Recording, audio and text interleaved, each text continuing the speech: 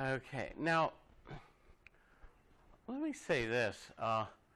When we had more money in the budget,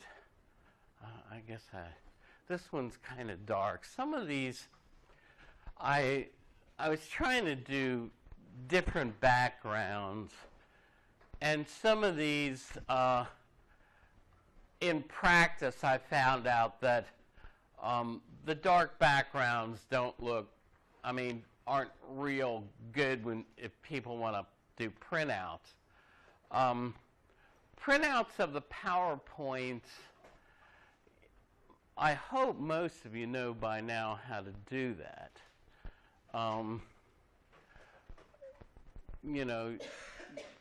Basically, I would select the 3-slide option, and it's good to print these out ahead of time so that you have them in front of you. The 3-slide option is best because it has 3 slides on the left and then spaces to write notes and relative to the slides on the right. And that's the way I used to print it out when there was money in the budget for me to be able to do that. There isn't, but the one thing you don't want to do is print these out in the full color. Choose the grayscale or black and white, because if you try to print it out, even if it's a black and white printer, in the full color mode, what it's going to do is it's going to print out all of this dark background, and you don't need to be spilling ink printing out just the background. Okay? But if you choose either the grayscale or the black and white mode, then it's not going to do that, and you'll save on ink.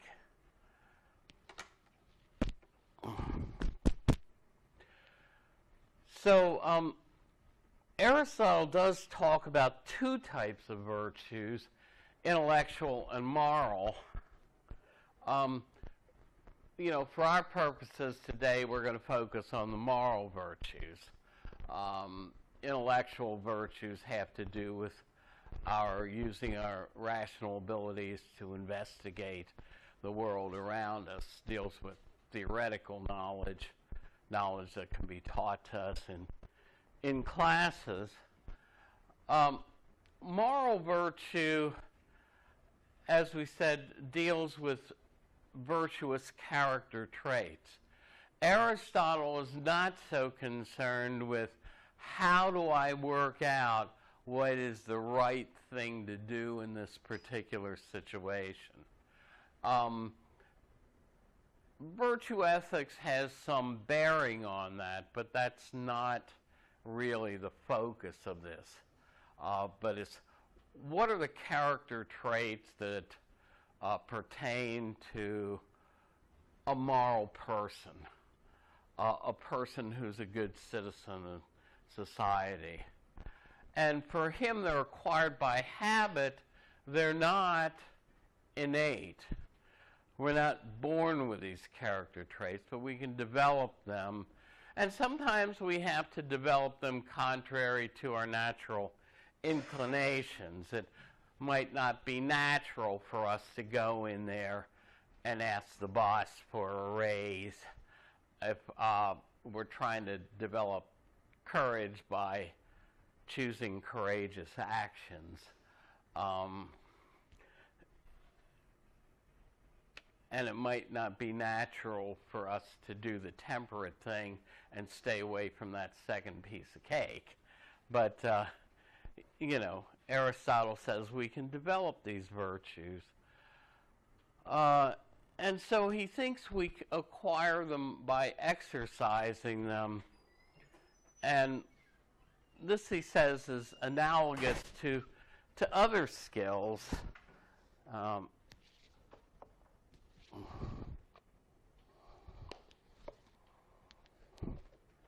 don't know if I have enough light to read here, but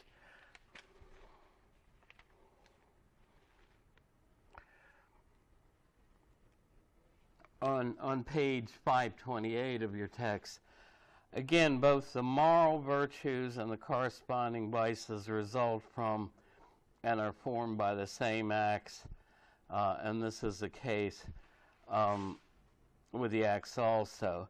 It is by harping that good harpers, that is those who play the harp, that musical instrument, and bad harpers alike are produced.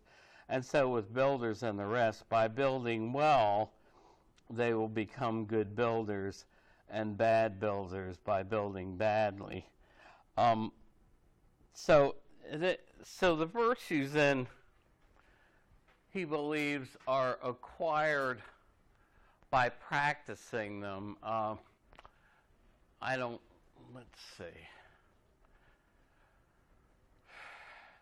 That board, they really should have some space. But the point, Aristotle, it's like, I usually draw kind of a circle. By practicing virtuous actions, you can develop a particular virtue in you. Like by practicing courageous actions, you can develop courage as a virtue. But then, once you have perfected that character trait, it kind of comes full circle. And if you made yourself a more courageous person, it becomes easier then to choose to do actions that are in line with that character trait. It becomes easier for you in the future to act in courageous ways. Similarly, if you're trying to develop temperance, say in the area of food and drink, self-control, right? You tell yourself no consistently, and you develop a sort of, the ability to exercise self-control in these areas. But once you become a temperate person, then it's easier for you to, say no to that dessert or whatever, So virtues then are acquired by exercising them, and he says they're analogous to other skills, like we just read. We learn to build by building. My dad, for a good part, really for most of his working life, was a carpenter. He had been doing some painting for a while, and that was really developing asthma. And my mother, because it was after World War II, said, well, why don't you go and learn a different trade, paid for by the GI Bill, where the government gave GIs from World War II training at the expense of the government. And so my dad learned to be a carpenter. One of the things that I have even today in my living room is a kind of knick-knack shelf, handmade knick-knack shelf. That was one of the things that my dad built when he was developing the skill of being a carpenter. So we learn a skill by doing that skill. The most obvious analogies are things like learning to play an instrument, where the more you practice, the better you get if you practice well. And so he says we develop then these character traits by performing actions that are in accord with that character trait through practice over time. In other words, we don't go off and meditate in some lonely room, on what it is to be courageous, and all of a sudden we develop in ourselves the moral virtue of courage. For Aristotle, that's not the way it happens. And we'll see shortly that it happens not in isolation, but in our social interaction with others. We don't become morally just in isolation. We become morally just by choosing to act justly in our interactions with other people, whether it's courageous actions or temperate actions or what have you. Now,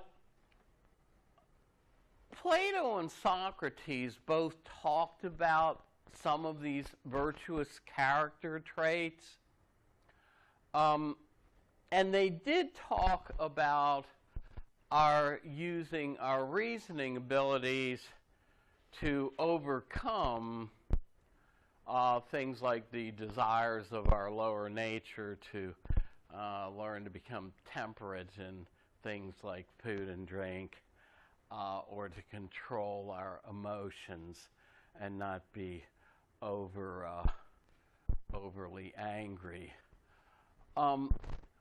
But this little abstract model of what a virtue looks like is kind of where Aristotle pushes the envelope for his time. This seems to be unique to Aristotle, having this insight that it's not that a virtue is at the opposite end from vice, but that the virtuous choice is the middle ground. Now, this is very much in accord with what Greeks called the golden mean. Your author says it's not to be equated with moderation in all things, but it certainly comes close to that. And I think a lot of people would equate it with a policy of moderation. But for Aristotle, most moral virtues follow this pattern. You learn what the mean is, the arithmetic mean, right, the midpoint. So moral virtue is viewed as the midpoint between two excesses which are thought to be vices. An excess of deprivation, too little of something, and I guess it's a little redundant, but to say too much of something, taking something to excess. And temperance is another word for self-control. And usually when it's talked about by Aristotle, we're talking about exercising self-control in the areas of food and drink. Here's your author summarizes some of these, and if you go to write on this, look at what he says in 531 and 532. But he summarizes some of these virtues. Temperance, particularly concerning bodily pleasures such as sex, food, and drinking. The extremes would be self-indulgence or piggishness or gluttony. The opposite would be like asceticism or insensitivity. So he's not saying that we should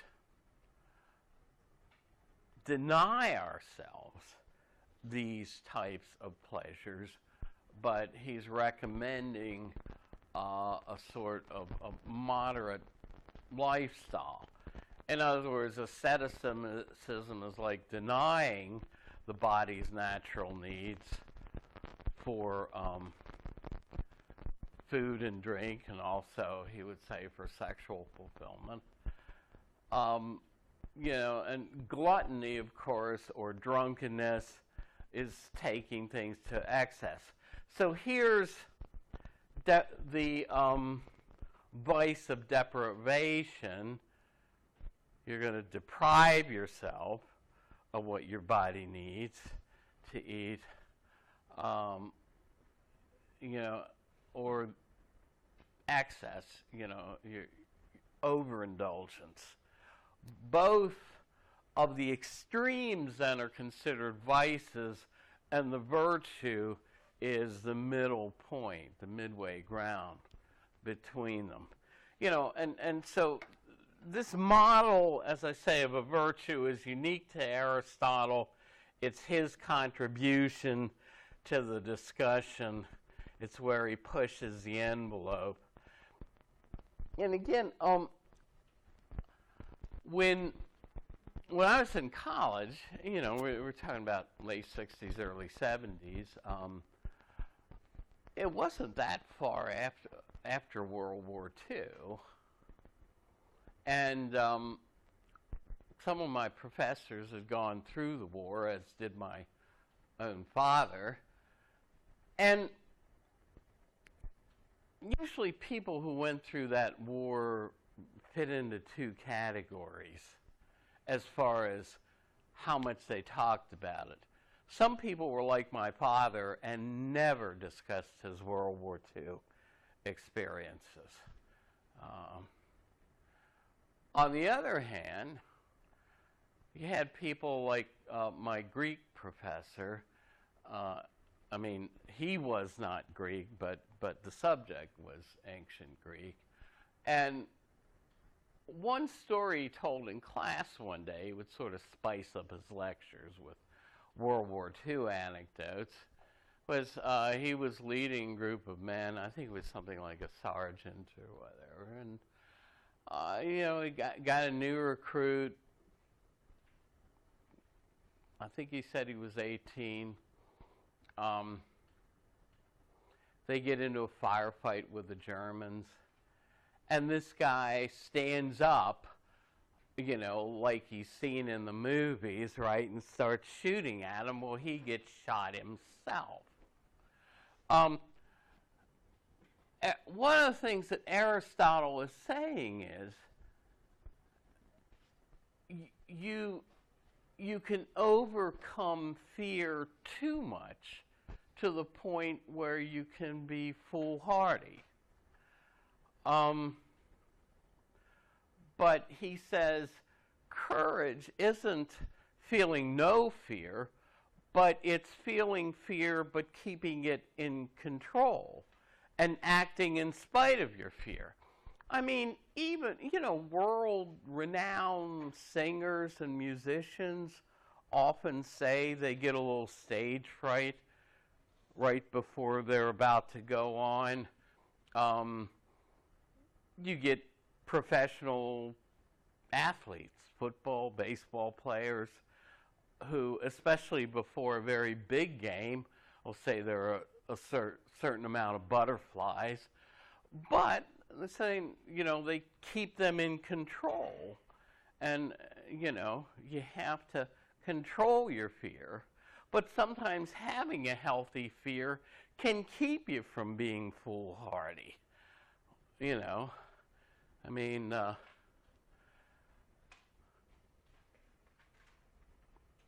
But, of course, being paralyzed by fear is, what we call cowardice.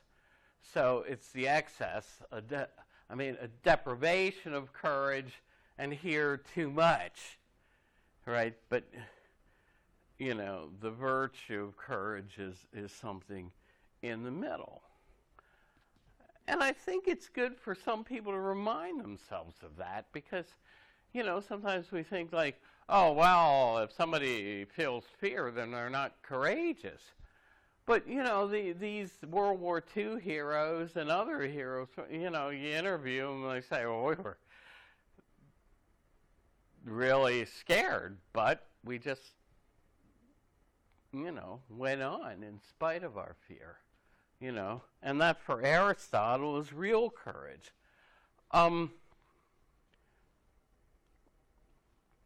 So, I mean, it might take some courage to drive a speedboat very fast, but if you don't pay attention like you should and you drive to excess speed, you can wind up killing yourself like that 24-year-old star pitcher for the Miami Marlins did 2 days ago. Or was it yesterday? I think it was yesterday. They canceled the game. He was supposed to pitch, 24 years old. Driving a speedboat with other people to excess speed, ended up crashing into some impediment in the water and killing themselves. So, Aristotle says that's not, courageous, that's foolhardy, and it's not a virtue. So achieving the mean sometimes is achieved contrary to nature, right? In other words, you have to face your fear to act courageously. And the mean for him is achieved by exercising our rational abilities. Now, Aristotle has a place for emotion, and specifically the emotion of happiness, which we'll see. But Aristotle says that, the virtue of a thing is translated the excellence of a thing. In other words, what Aristotle is talking about as a virtuous life is for somebody to live the good life, an excellent life for a human being, character-wise. And the excellence of a thing relates to its central function. And that defines what a thing is, essentially, for Aristotle. In other words, take mundane examples. The purpose of a pen is to write. Now, we don't talk about a virtuous pen, but we do talk about a good pen, right? If I say, hey, this is a good pen because it writes well. A knife, the excellence of a knife for Aristotle is to be able to cut things, right? Now, we don't talk about a virtuous knife. If we were preparing dinner together and I said, look, I need a really good knife, we use a non-moral sense of good, right? Because I got to cut something that's hard to cut here. Get me that knife. That's a really good knife. But the Greek word used there is for excellence. An excellent knife is arete, is the same word for virtue. And so if we're talking for Aristotle, not just about living a morally good life, but an excellent life for a human being, he says this concept of an excellent life has to be tied up with what we essentially are as human beings. And Aristotle comes down on a very traditional way of defining what we are essentially as human beings, a way that he gets from Socrates and Plato. They both thought that our reasoning abilities are the most important thing about us.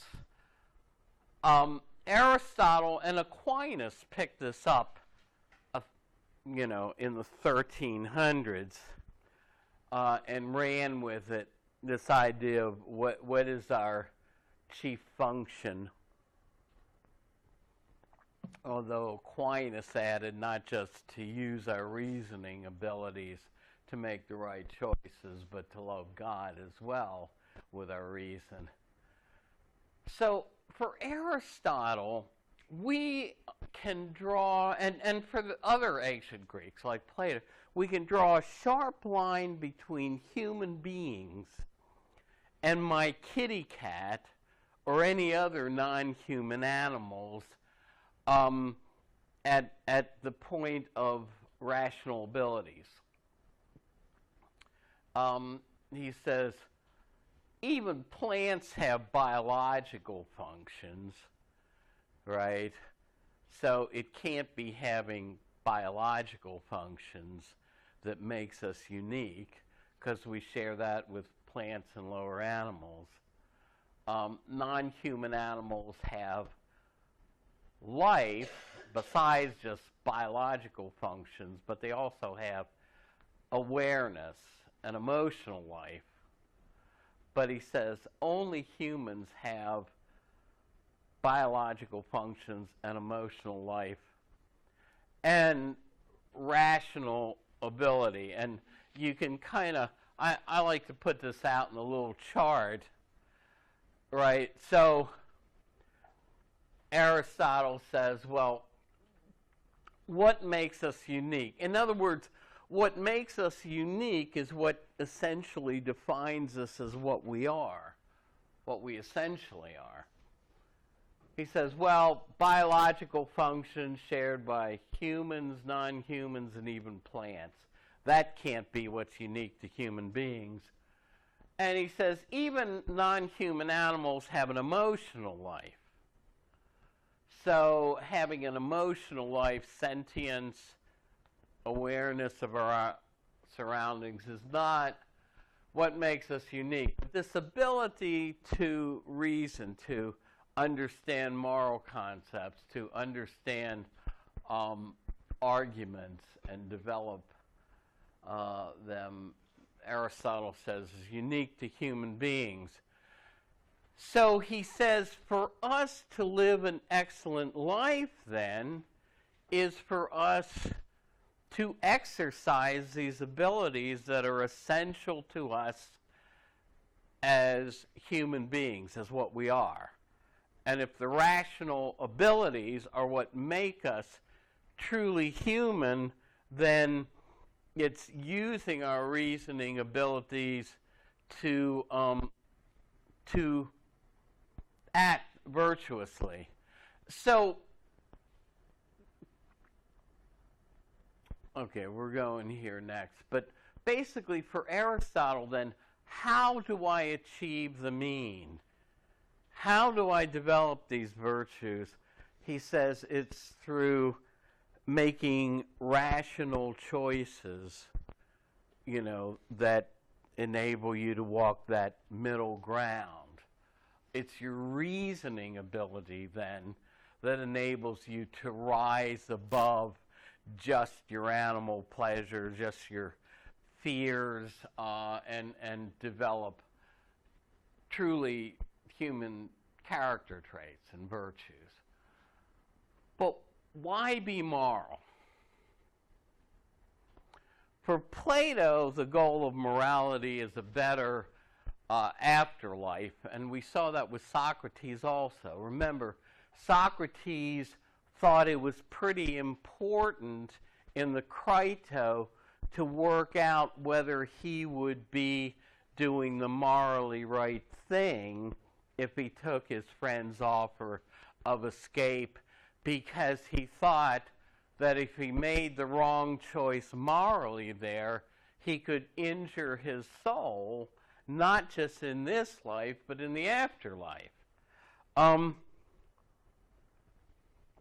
We don't know if Aristotle believed in an afterlife at all. So while Plato and Socrates were concerned about living morally in an afterlife, and for Plato, well, we saw Plato's forms. For Plato, there's a form of moral goodness. It's the highest form imaginable, and it's understanding and knowing something about the form of goodness, or the other forms like justice, that is what the moral life is all about. and its understanding and contemplating these abstract forms. For Aristotle, there is no separate world like there was for Plato of abstract essential qualities. He did think these qualities reside in things, like a particular triangle has within it the form of triangularity. A particular desk somehow has deskness in it. Now, Plato had that view also. These are called immanent characters, forms in things. But for Plato, if all the desks in the world went out of existence overnight, the abstract eternal form of deskness, or if all the elephants vanished tomorrow, still the form of elephantness would be around. For Aristotle, the only way any of these essences exist is as they're embodied in particular things.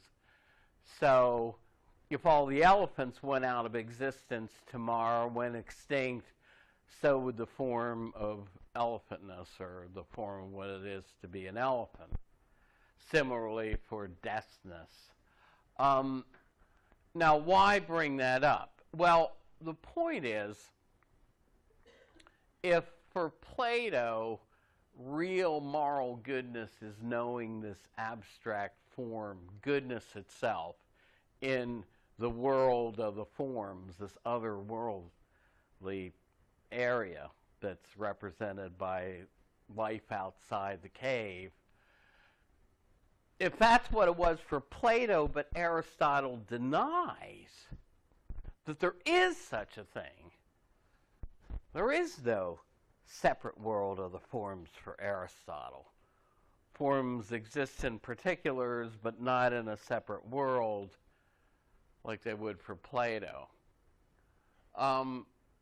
Then the goal of morality cannot be achieving more abstract knowledge of this eternal form, goodness itself, in another world. So if there's an end goal to morality, it has to be something in this world and something achievable here and now. And so for Aristotle, basically, the goal of morality turns out to be, the word is eudaimonia. We translate it as happiness, but it's not just like a happy feeling. It's more like, I like to say it's like the feeling that, you know what, life is good. You know, having your life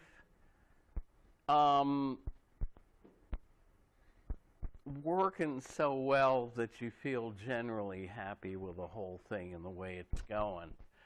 And so Aristotle says that this should be the goal of ethics. On 527 of your text, we've already seen Aristotle's starting point. Every act has its goal, and ultimately there is a goal toward which all human acts aim, and it is generally called happiness or eudaimonia. Now, the thing is,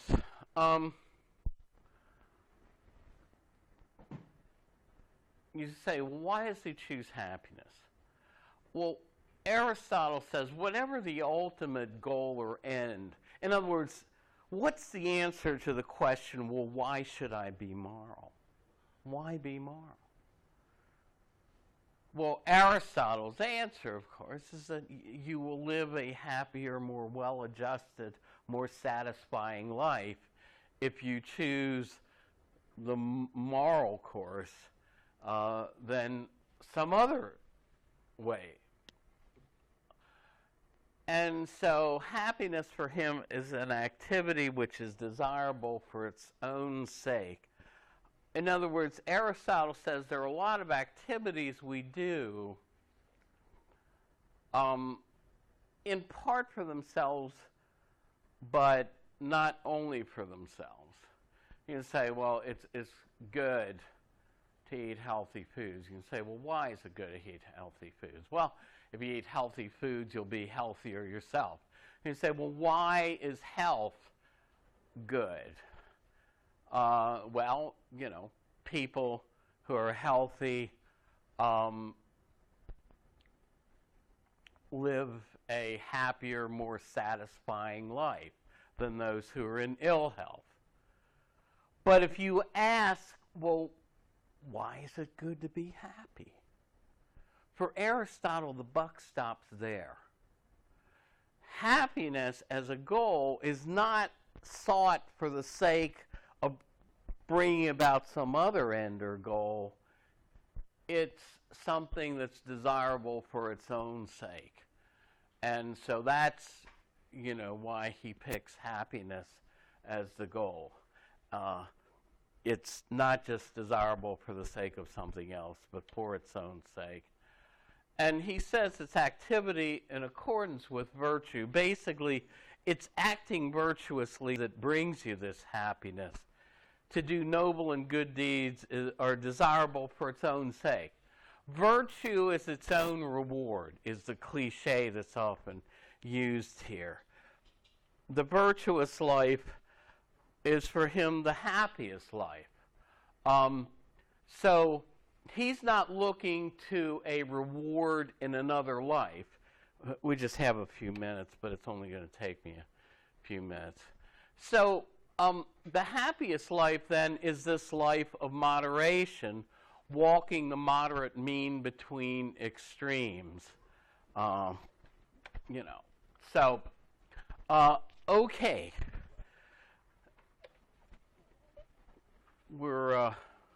So go on in the syllabus. Let me upload this.